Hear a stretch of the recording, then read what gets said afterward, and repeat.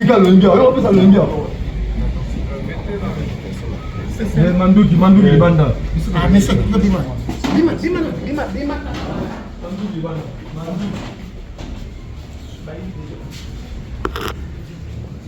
Évitez les discussions. Ça va? Oui.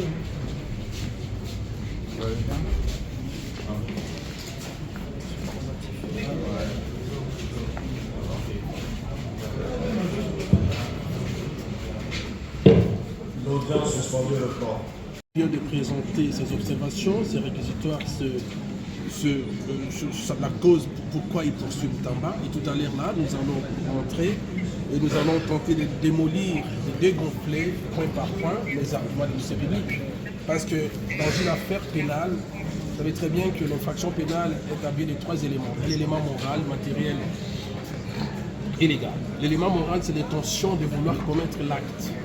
Donc s'il n'y avait pas intention de détourner manifesté par son excellence Moutamba, on ne peut pas retenir l'infraction pénale. Parce qu'il y avait des correspondances qu'il avait adressées à plusieurs organismes, de nature à permettre à ces organismes de chercher, rentrer en contact avec la société pour suivre la façon dont l'argent de l'État sera établi. Moutamba, c'est un bon gestionnaire, je peux le dire, parce qu'aucun ministre dans le passé ou l'autorité éducatrice dans le passé n'avait adressé autant de correspondances à d'autres services pour suivre la traçabilité des fonds publics. Nous avons la pleine conviction que la haute juridiction congolaise serait à mesure de nous donner une décision importante dans le respect des droits et libertés de notre concitoyens, parce qu'un état de droit, ce n'est pas un état de la justice, c'est le fait pour les petits, pour les grands nombres. C'est-à-dire une justice impartiale avec des fondements éthiques et moraux. Et nous gardons l'espoir que cette fois-ci, la Cour de cassation, qui est une juridiction très importante parce qu'elle produit les droits au travers de ses arrêts, elle produit les normes de référence, qu'on appelle la jurisprudence. Nous avons confiance à notre justice, bien que celle-ci soit gravement malade, et nous gardons l'espoir que cette fois-ci, cette justice, bien qu'étant malade, serait à la hauteur de nous donner, de nous produire une décision importante. Nous, avocats du client Moutamba, nous attendons l'acquittement, parce que l'argent est là, l'intention de tourner n'y est pas. Donc, même s'il peut y avoir quelques fourchettes peut-être des oublis administratifs, on ne peut pas poursuivre quelqu'un qui n'avait pas détourné l'argent de l'État. Donc, nous vous demandons de relayer ces informations à notre population, parce qu'en démocratie, la transparence fait partie aussi des exigences des bons fonctionnements des sociétés démocratiques. Alors, dans le pire des cas, est-ce que vous envisagez, qu'est-ce que vous ferez si cet acquittement n'est pas obtenu? Mais non, même si... parce que en matière pénale, il y a les principes de l'intime conviction. Okay. Les juges, ce n'est pas les preuves, ce n'est pas les accusations soutenues par la partie publique, mais en matière pénale, c'est l'intime conviction des juges, c'est le juge seul qui, au regard des faits, des éléments présentés, qui pourrait prendre, à ne pas oublier qu'il est jugé en premier dernier ressort, c'est-à-dire qu'il n'y aura pas possibilité de faire appel, mais nous avons confiance qu'au regard, parce que même vous, l'opinion, même vous, les médias, il y avait des citations, il n'y avait pas assez de lumière permettant de comprendre sur les faits, sur la société, sur l'argent, sur les comptes. Par moment, les ministères publics soutenaient que non, l'argent aurait été soutiré du compte de l'argent réservé aux victimes, et pourtant, aux victimes de l'agression d'Ouganda. Et pourtant, vous avez suivi la déposition qui a été faite par Mme Rose Mutombo sur les comptes, sur les 12% des 65 millions réservés au ministère de la Justice. Donc maintenant où la Cour a presque tous les éléments des droits et des faits, nous attendons une décision qui ne serait pas une décision de condamnation, à moins qu'il y ait d'autres regards. Le regard des faits et des témoignages qui sont sortis ici, nous avons la pleine conviction que notre client sera acquitté. Et c'est ça l'état des droits. Merci. Merci beaucoup. Donc, toi, ne lis pas les juges. Les juges ont son intime conviction qui peut-être qu'à la fin du déroulement du procès, il va prononcer son arrêt. Et nous allons croire avec, parce que nous on n'a encore rien dit, on n'a pas encore fait notre plaidoirie. Mais je vous promets, suivez la plaidoirie, vous serez merveilleux parce que nous avons été suffisamment éclairés. Donc j'espère que vous connaissez la suite. Parce que moi je ne suis pas juge, je ne suis pas dans l'obligation de dire ce que la juge, à son intime conviction, va nous dire après. Donc nous vous rassurons la presse, ayez vos apaisements, parce que c'est un réquisitoire du ministère public qui est le procureur général. C'est normal, beaucoup, c'est ça c'est sa façon de donner sa position par rapport aux faits. Et nous disons, nous la partie défense, nous avons la confiance en notre justice et l'arrêt sera dit, vous allez voir vous-même après notre plaidoirie, que notre client, si vous voulez, vous allez les revoir dans vos chemins, pas dans les mauvais maintenant. On va les rétablir dans ces voies. Merci beaucoup. Mais vraiment vous rassurer, vraiment. On va prendre mettre fait en lingala ou en français. Ça dépend de vous, hein, en lingala. Français que le bim c'est ça. Maître, Kumbo Nanga, maître Joyce Isio Joyce. Ouais. Vous allez parmi les avocats, il y a Papa Constant Moutamba, tant de qui est réquisitoire, il y a le ministère public. Pour charger les clients d'abino, les projets à détournement. Alors, est-ce que vous avez que les oies effet et pas le juge, il y a cours, comment condamner les clients d'abino? Déjà, merci pour la parole. Il faut que le ministère public, tout ça, c'est la cas, vous voyez, tout ça, c'est la et alors, il y a et puis, en tant que collectif, avocat, il y a son excellence Moutamba. On ne peut pas citer parce que nous sommes devant la cour et ça procès. Donc, on a procès mon côté que directement, on nous lave. Non, il faudrait qu'il y ait ça dans le salon. Et déjà par rapport à ce qui vient d'être fait ici, tout le monde dit déjà que même par enseignant, les cas qui n'ont pas sur les cas qui, vous allez comprendre qu'il n'y a pas vraiment et l'eau coco ils ont pesé sur notre client, d'autant plus que dossiers en envie déjà clair. Le lot qui espère au Roba qui n'a lobby par rapport à y a compte. Et tant au ministère public, on va poser la question pour est-ce que na carte y a contrôlé qui na banque? Est-ce que balongola ta 100 francs moko? Pour moi c'était clair que na bon on a bâti kala ta kolongola à 50 francs à part frais bancaires où ils allaient kaka na $2 y a pas. Donc vous allez vous rassurer que vous allez vous rendre compte que les dossiers sont encore vite et que les équipes précipitées. Et voilà, le lot, tous les dossiers à cour de cassation et que ce qui va dans la procédure normale, il y a quoi inviter un parquet général, il y a parquet et après la cour de cassation. Tant que nous tous à la AOT, mais nous sommes parce que Mibé ou Ezali, ma code des alliés, où ils ont réagir matière où tous les dossiers à cour de cassation et tous les qui vont bien, il sera acquis. Nous, on est en direct en même temps, mais pour les étrangers qui nous suivent et qui ne comprennent pas beaucoup le lingala, depuis le début, est-ce que la procédure d'ici, devant la Cour de cassation, suit son cours normal? Oui, jusqu'à présent, ça suit son parcours normal, allais-je dire. Donc aujourd'hui, nous sommes là uniquement pour la plaidoirie parce qu'il était question de pouvoir poursuivre l'instruction et éventuellement plaidoirie. Et tout à l'heure, nous avons vu le ministère public qui a commencé à donner ses réquisitoires, bien qu'il a commencé par le préambule. Et on attend maintenant de faire qu'ils reviennent pour faire l'analyse en droit. Nous croyons que le droit sera vraiment bel et bien. Ça sera quoi l'analyse en droit? L'analyse en droit, donc, c'est ressortir les éléments consécutifs de l'infraction de détournement de deniers publics. C'est-à-dire que lorsqu'il reviendra, il va faire asseoir les faits et le droit. Donc le faire marier, savoir si bel et bien il y a eu détournement ou pas.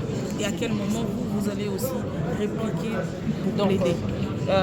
Nous, de la défense, nous allons devoir répliquer une fois qu'il aura fini ses réquisitoires. Donc, dès qu'il va prononcer sa condamnation, que ce soit pour les servitudes pénales et pour les amendes, c'est à ce moment-là que nous, partis de la défense, reviendrons pour l'aider et démontrer que notre client est innocent.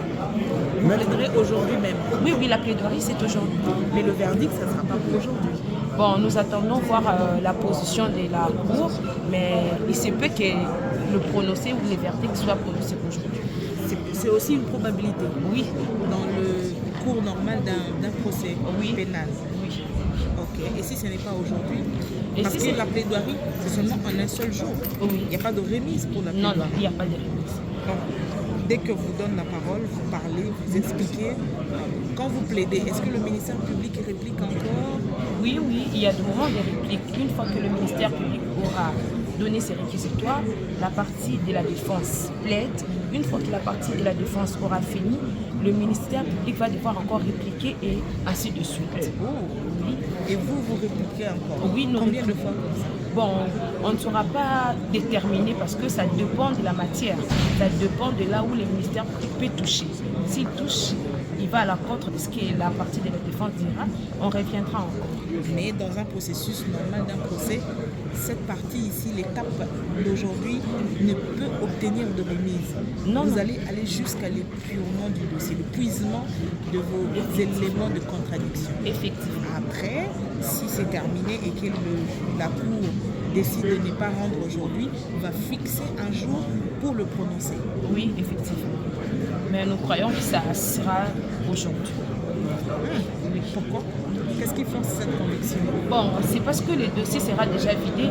Lorsque le dossier est vidé, il n'y aura pas quelque chose, à condition qu'ils respectent les délais. Si se trouvent obligés ou ils estiment que nous devons respecter les délais du prononcé, ils peuvent le faire. Ça dépend que de l'intime conviction de la Cour. Merci. Parce que, comme j'ai insisté, il y avait une lettre que nous avions adressée à la société Zion. Et c'est la code 55 qui est versée au dossier. Vous verrez que, Président, on ouvre le compte aujourd'hui et on se précipite à dire cette tentative de détournement. Alors que le processus est en cours. Et heureusement qu'il n'y ait aucune demande, ni de la part de cette société, l'entrepreneur. Adressez-vous à la Cour, s'il vous plaît. Merci, Président. Je vous en prie. Donc, il n'y a eu aucune demande. Je voudrais que le greffier puisse acter cela sur votre autorisation. Et donc, si on laissait 72 heures, on laissait une semaine, tout ceci ne serait pas arrivé. Deuxième observation, Président, c'est qu'il y a eu résiliation de ce contrat après. Zion s'est retiré. Zion s'est retiré. Le parquet a cette lettre, Sénaref à la lettre, parce que c'est son temps abusé. Pourquoi abusé? Et avec raison. Le renseignant bureau d'études avait confirmé par devers votre haute cour avoir effectué des dépenses pour les études de sol. Les dépenses liées aux études proprement dites, les dépenses liées aux frais de voyage, au logement, etc. Mais c'était puisé dans quel compte? Et ce n'était pas 1000 $, c'est plus que ça.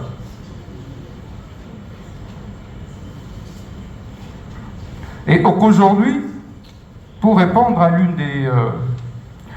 c'était une des observations, on dit qui peut mouvementer ses comptes, mais l'affaire est en justice.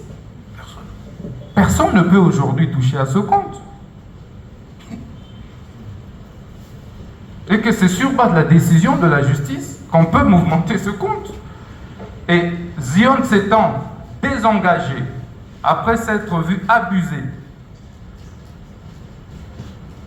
Mais la conséquence est logique. C'est que ces fonds... Adressez-vous une fois de plus. Je suis en train de l'adresser à vous, Président. Merci. Je disais donc, Président, que la conséquence est logique. Donc c'est de l'argent, c'est des fonds qui devaient d'ailleurs automatiquement retourner au compte du ministère. De l'ordre. Et je ne reviens pas sur les frais de virement, etc. C'est 2 $, l'expert l'a dit.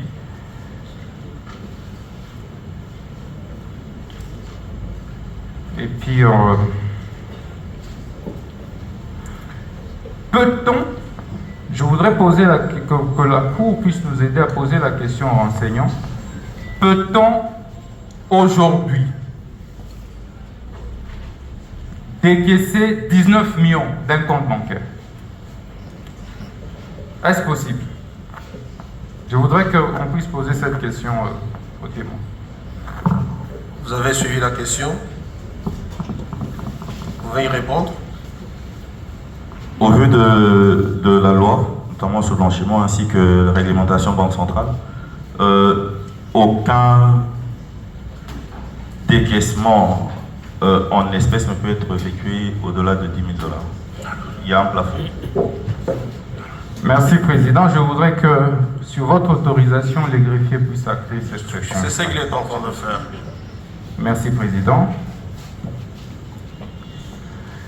Et je m'arrête par là. Merci. D'accord. Des questions aux renseignants? Oui, bâtonnier Condé. Monsieur le Président, merci infiniment pour la parole. Monsieur le Président, distingué membre de la Cour de cassation de la République démocratique du Congo, Monsieur le procureur général, près cette cour, près notre Cour de cassation. Petite question, si vous voulez la poser aux renseignants. Ai-je bien entendu que pour ouvrir un compte séquestre, il faut commencer par ouvrir un compte courant? Ai-je bien entendu? Vous avez suivi la question de Maître Condé? A-t-il bien entendu? S'il n'a pas bien entendu, vous pouvez l'aider à comprendre, entendre.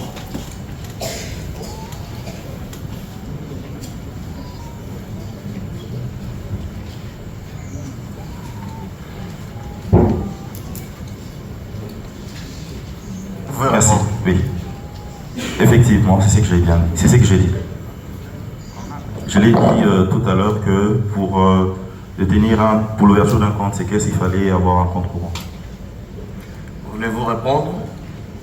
Pour ouvrir un compte séquestre, il faut avoir un compte courant, notamment pour ce qui est du séquestre conventionnel. Lorsqu'il s'agit du séquestre judiciaire, on n'a pas besoin de cela parce que c'est la décision de justice qui s'exécute.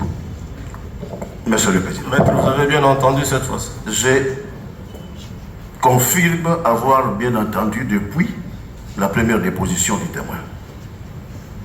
Je voudrais proposer une autre question. S'agissant d'un séquestre conventionnel, l'ouverture d'un compte séquestré sur base d'une convention,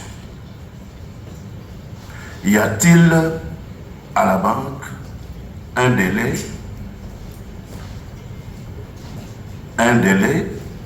de forclusion depuis l'ouverture du compte courant?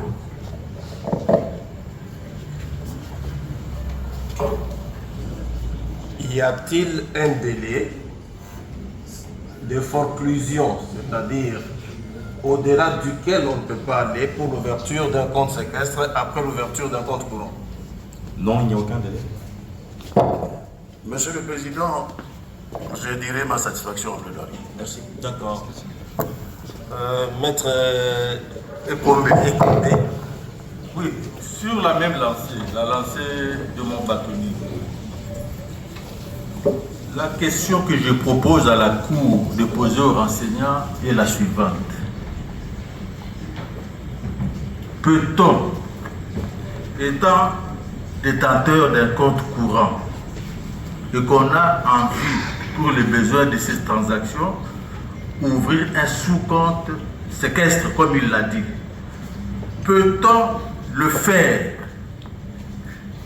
lorsque le compte est saisi par le parquet notamment? Vous avez suivi la question?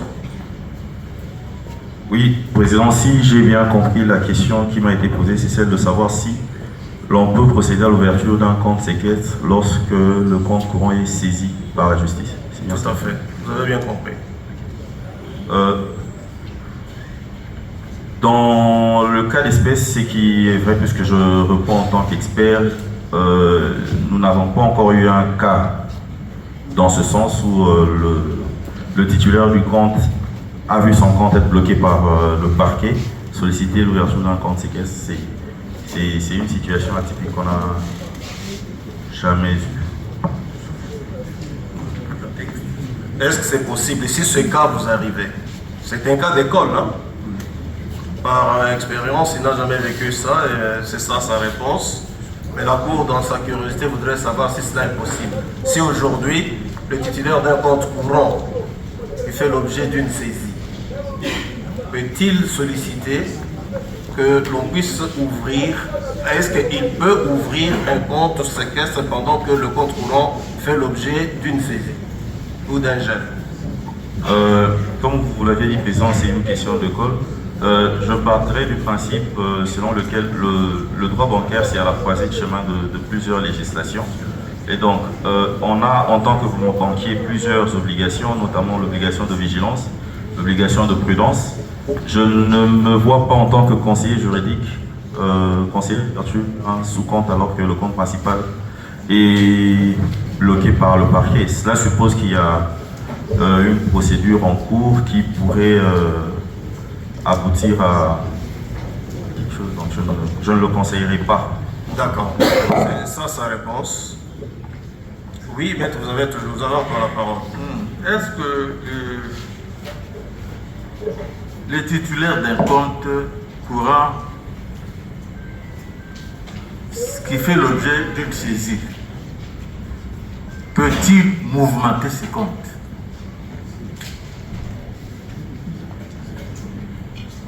Non. Réponse? Non. Non. Alors, fait-il une différence entre mouvementer le compte et ouvrir un compte séquestre dans un sous-compte séquestre dans un compte courant saisi? Il a déjà répondu à cette question. Merci. Oui, maître. Oui, merci Monsieur le Président pour la parole nous accordée. Monsieur le Président, nous avons suivi religieusement le renseignant qui vient de déclarer ici si haut. Notre petite question est celle de savoir. Lorsque les renseignants déclarent pour qu'il y ait un compte séquestre conventionnel, il faut que cela soit accompagné des actes de contrat établis entre le parti. Notre question maintenant est celle de savoir, ces comptes-là, ou les pièces pour ouvrir les comptes séquestres, seront amenés par la société, le demandeur d'ouverture de ces comptes, ou c'est la partie qui avait sollicité d'établir le contrat avec la société.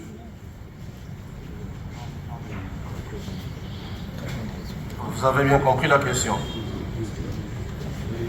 J'ai compris. La question posée est celle de savoir si l'une des parties au contrat, notamment dans le cas de Zion, peut solliciter l'ouverture d'un compte séquestre. C'est bien ça? L'ouverture, le demandeur d'ouverture d'un compte séquestre doit s'amener avec certaines pièces. C'est cela? Oui. Merci, Monsieur le Président, nous avons acté. Non, il n'a pas encore répondu. C'était une précision. Précisez encore une fois davantage votre question, comme ça lui va. La précision que nous aimerions que le renseignant puisse nous apporter est celle de savoir.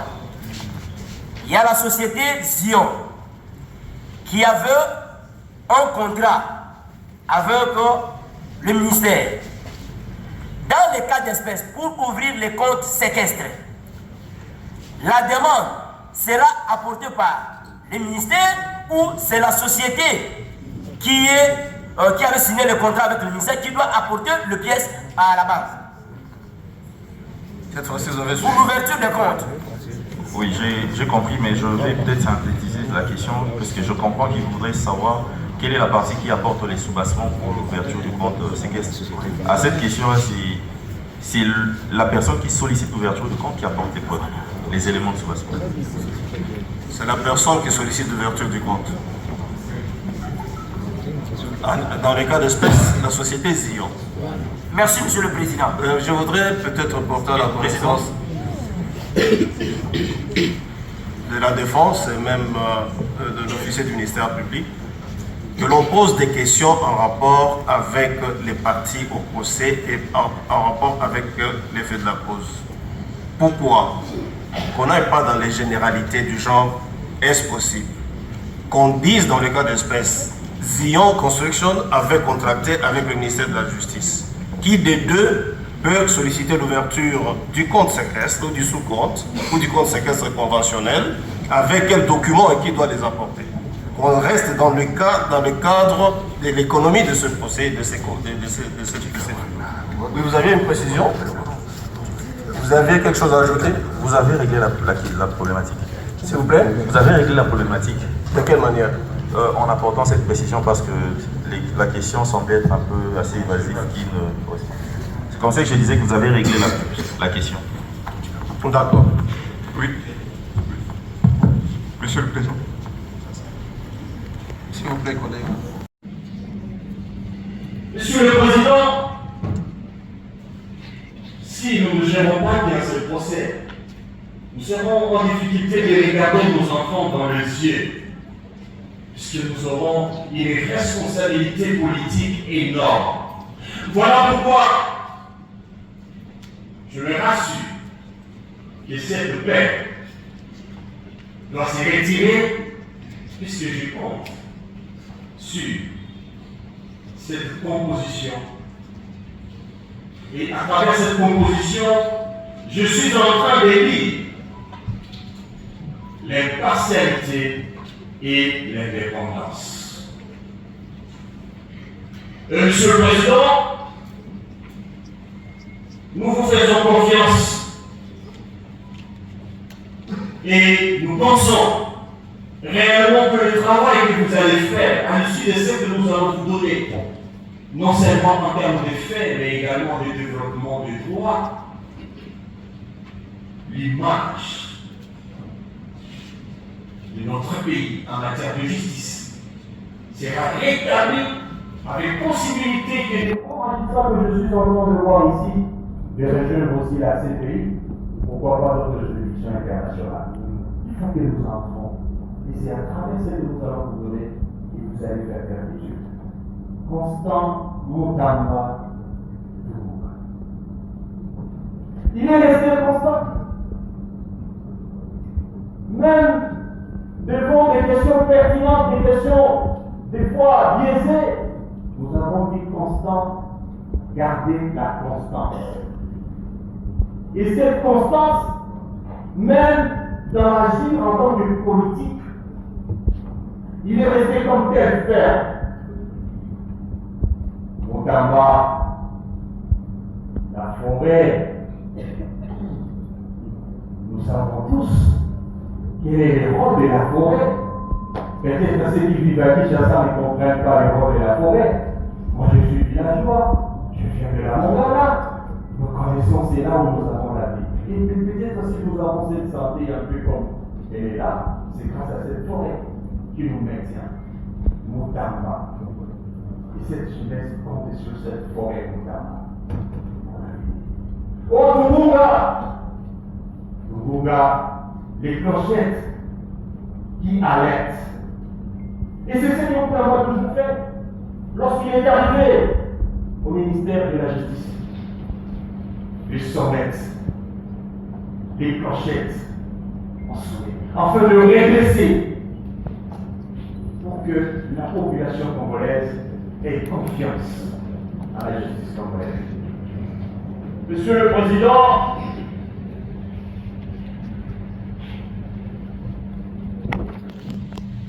contrairement à la présentation faite par l'officier du ministère public, je voudrais ici ne pas étaler les études faites par